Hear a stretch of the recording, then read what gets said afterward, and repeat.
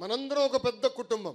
సమస్యలు మనకు ఉంటాయి. ప్రభుత్వం 10 నిర్ణయాలు తీసుకుంటే 3 తప్పు అవుతాయి. చెప్పండి, చర్చిద్దాం. ఎమ్మెల్యేగా రవి అన్న ఉన్నాడు. ఏకంగా ఇక్కడ పార్లమెంట్ పార్టీ అధ్యక్షుడిగా కొనకల్ నారాయణ గారు ఉన్నారు. పార్టీ అబ్జర్వర్ ఉన్నారు. ఇంకా జోనల్ కోఆర్డినేటర్ రాజు గారు ఉన్నారు. పల్లా శ్రీనన్ ఉన్నాడు.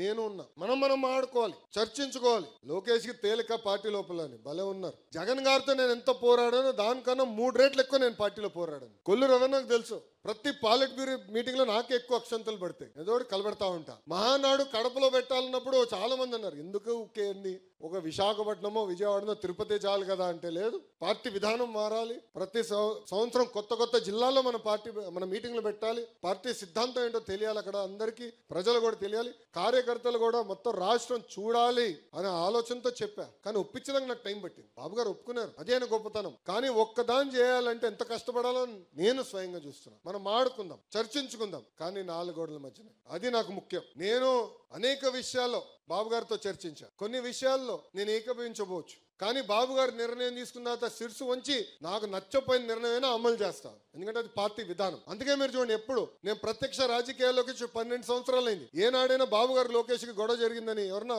అనగలుగుతారా? సాక్షి తప్ప. ఆఫ్ కోర్స్ ఆ బులుగు మీడియా ఉంది కదా, ఎప్పుడు రాస్తాడు, ఎప్పుడు ఉండదు. కారణం ఏంటంటే పద్ధతి ప్రకారం మనం నడుద్దాం. తప్పు జరిగినప్పుడు తప్పు జరిగిందని చెప్పాల్సిన బాధ్యత మీ పైన ఉంది. ఆ తప్పుని సరిదిద్దుకునే బాధ్యత కూడా పార్టీ పైన ఉందని ఈ సభాముఖ కార్యకర్తలందరికీ నేను తెలియజేస్తున్నాను.